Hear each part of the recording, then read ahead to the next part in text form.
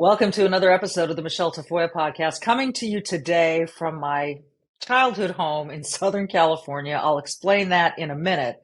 In the meantime, what is a myth, and are myths inspiring sometimes? And why would people want to go against an uplifting story that could inspire people? We're going to get into it next. Now, it's time for some sanity. It's the Michele Tafoya podcast. So welcome, a slightly different environment today. I am at my childhood home because my mom is ailing, so I wanted to come out here to be with her. But I wanted to take a little time today, as usual, to chat with you. And I think this conversation today is super important because I think there is a faction of people who don't want you to be inspired. They don't want you to feel hopeful. They don't want you to aspire to stuff. They want to tell you it's all a myth. American dream's a hoax. No one achieves it. And any time that someone does, it's a lie. And we're going to tell you why. And I'm going to get into that in just a minute. Here's something that's not a lie. It's called Provia. This is for your hair because there are millions of American men and women who have thinning hair. Their hair is falling out, maybe even prematurely, or they go, it runs in the family. My mom had thinning hair. Well, if you're one of those people, Provia is for you. This is a real solution that delivers on its promise without harsh side effects, without the awful smell, without unwanted chemicals. This is from our friends that developed Genucell skincare, of which you know I'm a huge fan. Provia uses a safe, natural ingredient, Procapil, to effectively target the three main causes of premature hair thinning and loss. By supporting healthy scalp circulation, the delivery of nourishing nutrients, and healthy hair follicle anchoring to your scalp, Provia guarantees more hair on your head than in the shower or on your comb. Effective for men and women of any age and safe on colored, treated, and styled hair. It's that easy. And right now, new customers save over 50% off Provia's introductory package at proviahair.com/Michele, Provia hair.com/Michele. Every package includes a full 60-day supply of Provia serum for daily use, plus Provia 30 super concentrate for faster, more noticeable results. Provia works, guaranteed, or 100% of your money back. See results for yourself right now. Don't wait. Proviahair.com/Michele, Provia hair.com/Michele with one L. proviahair.com/Michele. All right, there's this guy named Sam Harris, and I want to tell you a little bit about him because I have his bio here from samharris.org. I've seen him lately, on platforms, Twitter. I think I saw him on Bill Maher's show recently, and here's how he describes himself this way, Sam Harris, and it's important that you learn this before I play this insane soundbite for you. Okay? Sam Harris is the author of 5 New York Times bestsellers. His books include The End of Faith. That should tell you something right there. Letter to a Christian Nation. The Moral Landscape. Free Will. Lying. Waking Up. And Islam and the Future of Tolerance. And he wrote that with Majid Nawaz. The End of Faith won the 2005 Penn Award for Nonfiction. His writing and public lectures cover a wide range of topics: neuroscience, moral philosophy, religion, meditation practice, human violence, rationality, but generally focus on how a growing understanding of ourselves and the world is changing our sense of how we should live. How we should live. As though there's a way that you should live that he knows that you don't know, or that you thought you knew, but Sam Harris doesn't agree with you. Sam's work has been published in more than 20 languages and has been discussed in the New York Times, Time, Scientific American, Nature, Rolling Stone, and many other publications. He has written for the New York Times, the Los Angeles Times, the Economist, the Times of London, the Boston Globe, the Atlantic, Nature, Proceedings of the National Academy of Sciences, the Annals of Neurology, among others. So he's well published. Okay. He's also the host of Making Sense podcast, which was selected by Apple as one of the iTunes best and has won a Webby Award for best podcast in the science and education category. received a degree in philosophy from Stanford, a PhD in neuroscience from UCLA. He's also practiced meditation for more than 30 years and has studied with many Tibetan, Indian, Burmese, and Western meditation teachers, both in the United States and abroad. Sam has created the Waking Up app for anyone who wants to learn to meditate in a modern scientific context. This is Sam Harris. Okay, he's entitled to do all of those things, and he's clearly well published. It's a certain kind of bent to his publications, which is certainly fine. If you want to be open-minded, go read Sam Harris's work. Go look at his Webby Award-winning podcast. But understand that most of the media is left-leaning, and that would include, I contend, Apple Podcasts. So just understand that going in, but go ahead and listen to him. Because as my producer, John Berg, is about to help us understand, this is the kind of thing that Sam Harris likes to, dare I use the word preach? He doesn't believe in you. He very much believes in himself, but he doesn't believe in you or other people who have found success on their own. Let's play, John Berg, the Sam Harris podcast clip about the self-made man. The myth of the self-made man is such colossal bullshit, and it does so much work. It does so much pseudo-ethical work for people right of center. It's a total fiction. No one made themselves. No one picked their parents. No one can account for how they were lucky enough to be born where they were and who they were so that they succeeded, right? And whatever story they have about being self-made, they're not responsible for their intelligence. The fact that you weren't born with brain damage is pure luck. And somebody is being born with brain damage right now in a hospital near you. So what do we do for that person, right? So it's a total failure, not of just compassion, of just basic awareness of terrestrial facts to feel that something important is anchored to this myth of the self-made person, right? So if you're, happily married and you've got great friends and you're healthy and you're living in a great house in a great city and you've never been the victim of anything especially horrible, you're incredibly lucky, right? I mean, you won the fucking lottery. And so what you should feel, the only appropriate emotions to feel after you take stock of your situation are gratitude and compassion. The only appropriate emotion that you should feel is gratitude and compassion. I'm wondering if he has read Up From Slavery by Booker T. Washington or looked at anything from Frederick Douglass. Has he considered any of that? Because I don't think those guys were born into great houses with maybe loving parents. Booker's parents were loving. But yes, there are some people who are born into less fortune than others. Just ask Sean Puffy Combs. Ask him. And look at him now. So he doesn't want you to believe this quote unquote myth. He thinks it works. It does this unbelievable work for the right. I'm not really sure what he means by that, but I'm guessing that he's saying that people on the right use this idea of hard work and getting somewhere that you want to be and making yourself. I'm going to show you a picture here that I just happened to realize was behind me. I just realized this. Okay, so that's my dad and his parents. This is my dad's graduation from the University of California at Berkeley, way back in 1958. He was raised in a dirt poor town, in dirt poor section of New Mexico, one of 11 children, 2 of whom died before they were 12. So 9 remained. He was the only one that went to college. And I would call him a self-made man because he made the efforts. He got the opportunity to go to college and he took advantage of it and he went and he did something with it and he made something of himself. So what Sam Harris doesn't tell you is about all the people who are born into wealth, who are born into great circumstances with no brain damage, and who throw it all away and end up becoming drug addicts.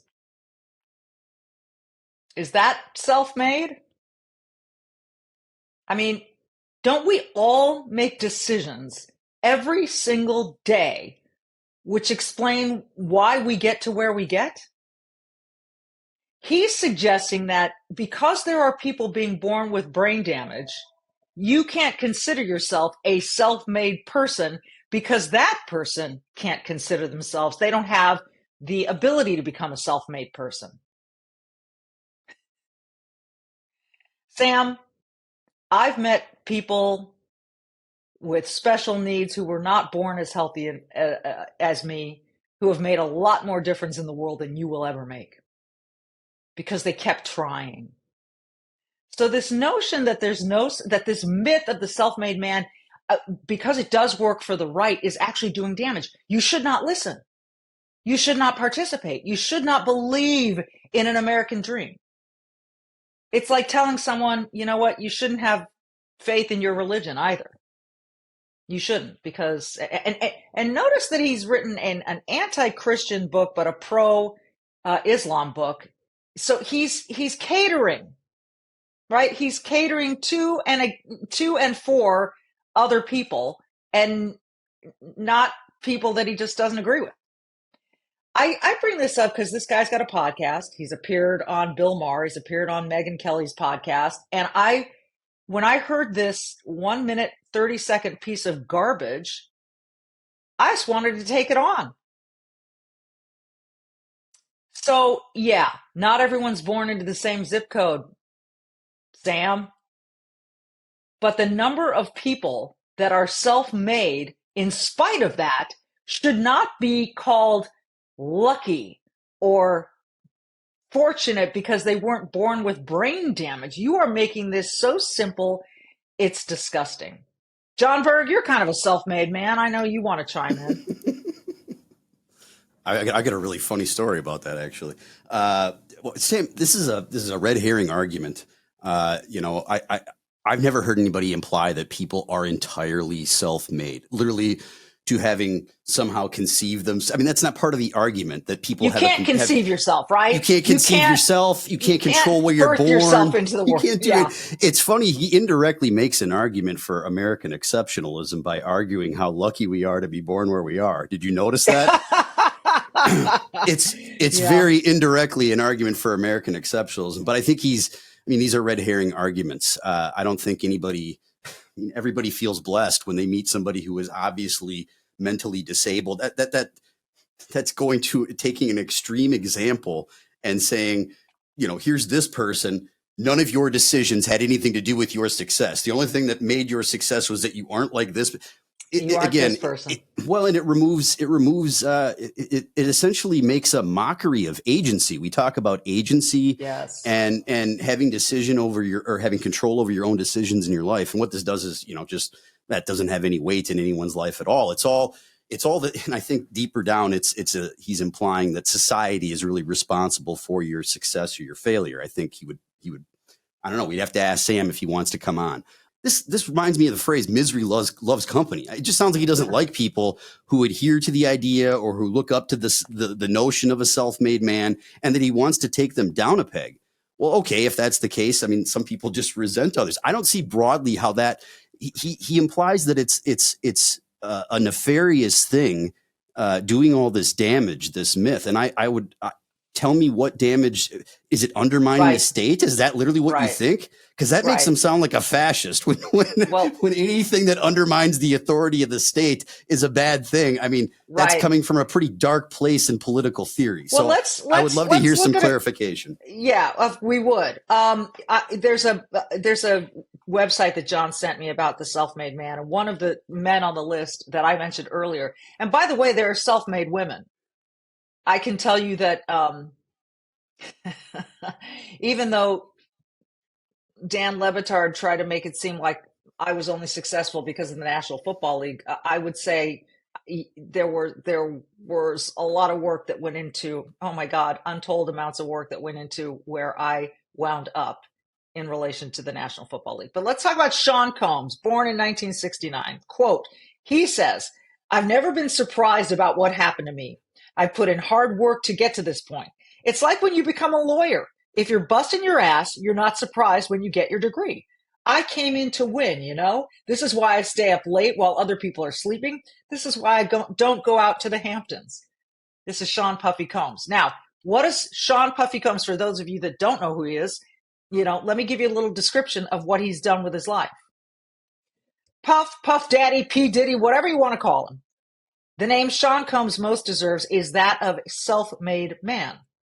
Mr. Combs claims to work harder than anyone else in the entertainment business, and he has the success to show for it. Born in public housing projects in Harlem. Did you hear that, Sam Harris? He was born in the public housing sections of Harlem.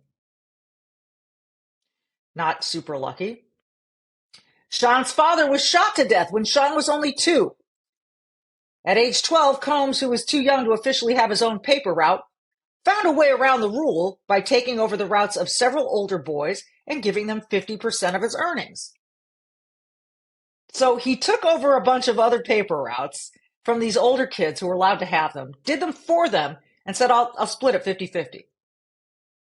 He took half the money just in order to, it was like an investment in himself. He was soon making over $700 a week as a paper boy. After high school, Mr. Combs interned at Uptown Records while he attended Howard University. He dropped out of Howard and took an executive position with the company. Fired from the label in 1993, it doesn't say why. We can dig into that if you'd like. Combs formed his own company, Bad Boy Records. In addition to producing hit artists like the Notorious B.I.G., P. Diddy started putting out his own successful rap recordings and diversifying his business interests. His enterprises now include the Sean John clothing line, a cologne, the Making the Band television series, and a restaurant in Atlanta. With a net worth estimated to be around $324 million, Combs has taken full ownership of his life and has done it with style. I know a kid I've been mentoring for the last several years. I'm not going to mention his name. He was born into an awful situation in the Milwaukee area of Wisconsin. Awful. Such that he was around the age of 8, put into foster care, adopted by a family of a different color than he was, who raised him the best that they could. He wound his way up to college, was running track, and just kept running into some dead ends, but the kid hasn't given up. And now he's endeavoring to do speaking engagements, work with youth, and I have high hopes for him. Because he believes in himself and he believes in something bigger than himself as well, Sam Harris. He has faith. And I'm not here to preach faith. I'm just saying that, are you now going to tell him that his faith is a myth too? That he shouldn't believe in something bigger, that he shouldn't have faith because that's just a myth and he shouldn't be inspired by it? I'm not going to tell him that. I'm going to tell him to keep going in the direction he wants and pursue it as long as it's legal. Again, I just think this is so short-sighted, but I think that this most sinister part of what Sam Harris is doing is trying to suggest to people that you can't, that because he thinks it's a myth, therefore you should stop trying.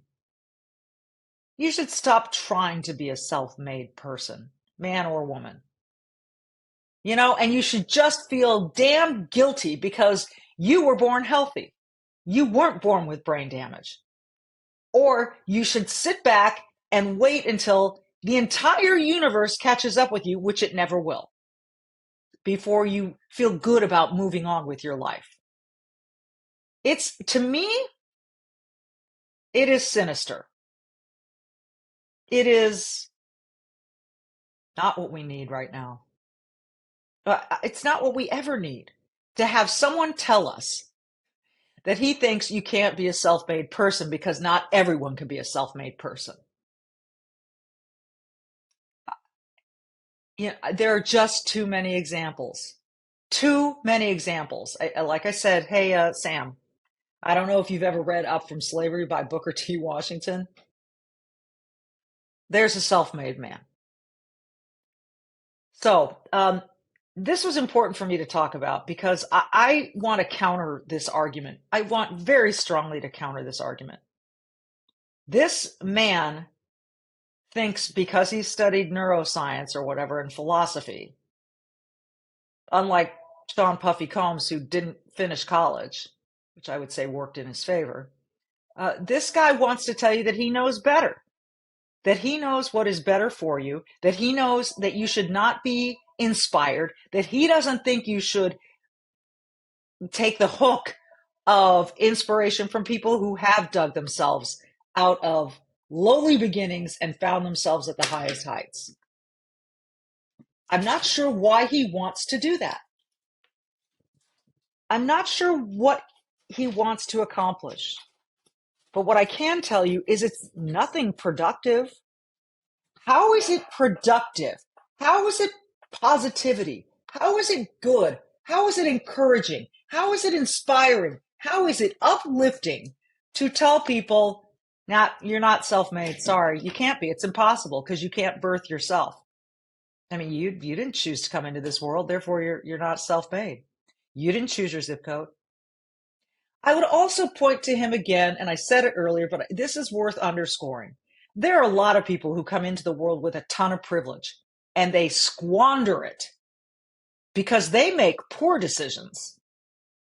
What are you going to tell me about those people? They could have made other decisions. They had a leg up on the competition, and they squandered it. Absolutely just threw it away. So what about those people? Are they self-made now that they're not successful? They made their situations for themselves. We all do by every choice that we make every single day. We are the sum of our decisions. Some of us find ourselves in more comfortable zip codes, but that doesn't guarantee anything. And some of us find ourselves, like Puffy Combs, in the projects in Harlem, whose dad gets shot to death when he's 2 and ends up becoming a mogul. There are just too many stories of people who have dug themselves out by hard work and making the right decisions. So if you want to factor in every variable in a human being's life to tell them that they're not self-made, like, well, look, you drove yourself to and from school. How'd you do that? Well, I bought myself a car. Yeah, but there were roads. Did you put the roads down? You didn't build that. Is that why you can't call yourself a self-made human? Because somebody else built the roads on which you drive? Last time I looked, you were probably paying taxes to make sure those roads got put down. And the reason you were paying taxes is because you had an income which you earned. This makes me really mad. I got to be honest. This makes me really mad. Sam Harris makes me mad. Sam, I invite you to come on and debate this with me. John, do you think he'd come on? He might. I mean, we would certainly be respectful. I mean, I'm genuinely curious where this comes from. The idea that this is such a nefarious a myth that's doing all this damage. And the other thing that seems sort of implicit in what he's saying is that self-made men are inherently just greedy bastards who don't spread any of their wealth around or do anything, philanthropically. And I'm sorry, again, he's asking you to just not believe your lying eyes because we have umpteen examples of people who spent their whole life acquiring a ton of money and accumulating it, and then spent the end of their life divvying it up and giving it away and being extremely generous. He brings up someone who's got a mental handicap, and what do we do with that? I mean, what a silly question. I mean, it's also funny that he's into the Eastern religions. I guess I'm not going to speak for his opinion of Christianity, but if you set aside some of the tropes that are out there now about Christians being these Bible thumping, intolerant people, I'm sorry, Christian history is filled with tolerance and compassion. It's preached every day in churches all over the country. Religion has a positive effect in most communities. Yeah. That's obvious if you look around and actually are open to seeing what is positive. And it has been a vessel of compassion. I'm trying to think of the best way to put it. It's just a completely false notion that self-made Christian people are not compassionate. That's BS. Our family has friends. They were neighbors when we were young, and they had an aunt who was severely handicapped. This woman, she worked for like 30 years at a Devani's, kept her job. They all loved her there. They threw her a party when she finally retired at like 50 years old. She had some friends because she was involved in some sort of group for people like her who were handicapped. And she had this group of little friends that were all about her age. And one of their dads was a successful guy. And by this point, these women are in their 40s and 50s. And this guy is getting old. He's in his 60s or 70s. This guy went and bought them a big, huge house out on Highway 7, west of Lake Minnetonka. For those not in the Twin Cities, it basically out there looks just like Purple Rain when he goes on the motorcycle ride. Bought him a beautiful house out there overlooking a pond. And these women lived together in a house in this beautiful home that this dad just gifted to all of them. They were his daughter's friends, and his daughter, he just loved her so much. He wanted her to have all her friends in one place and live out the rest of her life there. And that is exactly what they did. I think a few of them are still with us, thank goodness. But it was he didn't get any credit publicly for that. It was one guy who just made the life of 6 women that much better and did it. It was completely I guess it was not completely selfless. It's his daughter, but he doesn't run out and get credit for that. That's still selfless. That's still selfless. He could have put his daughter in a myriad of places.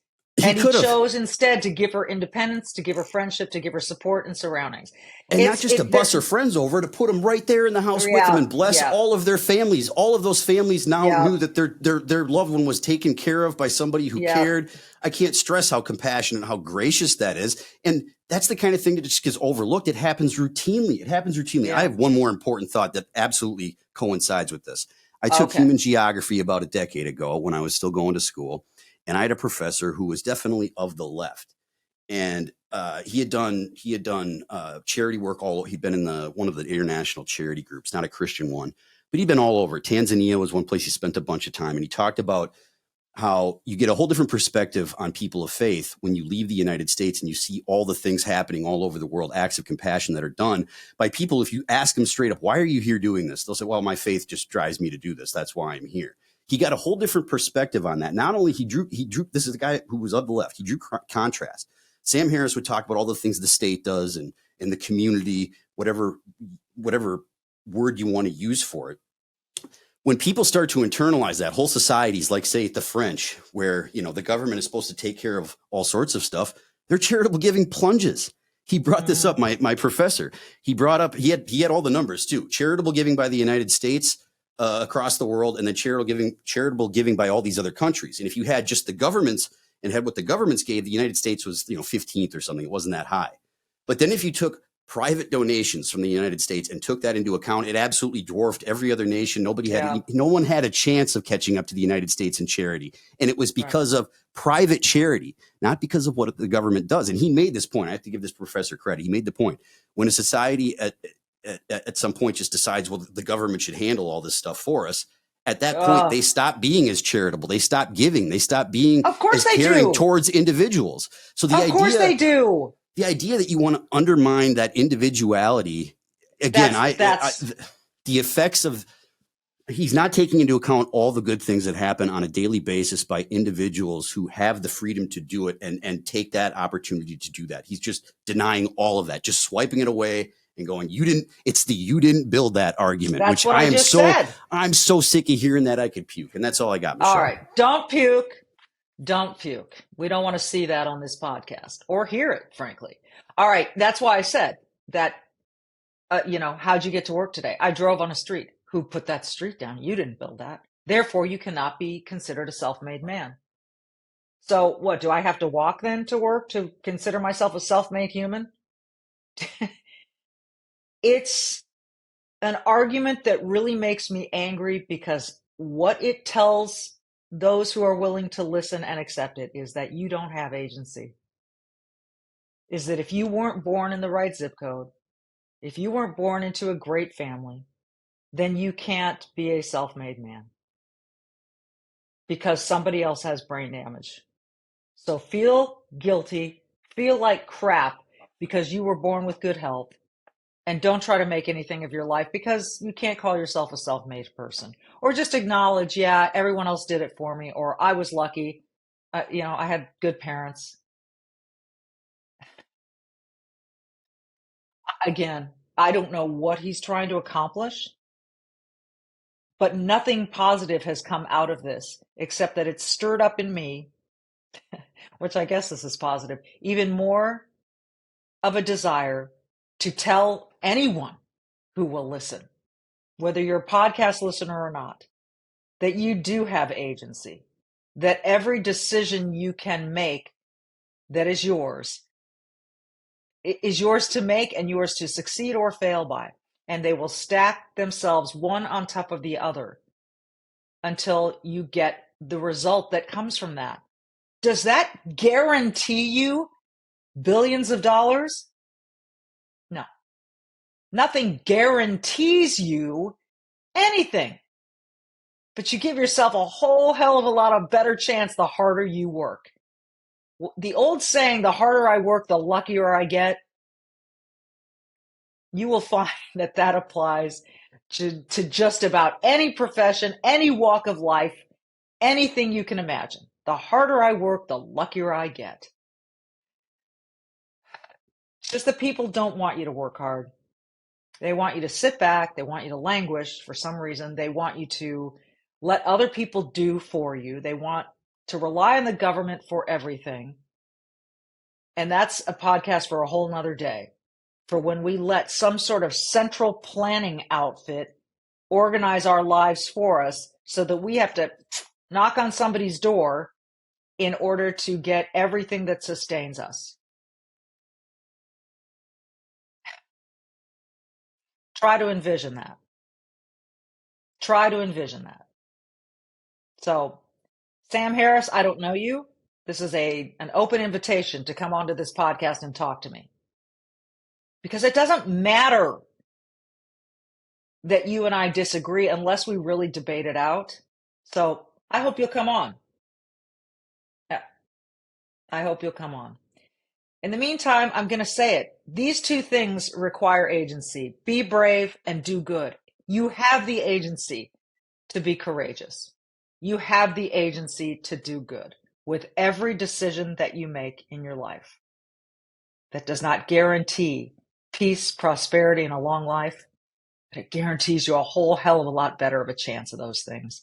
And every human in America, for now, if we don't screw it up, has agency to do just that. So please be brave, do good. We will see you next time.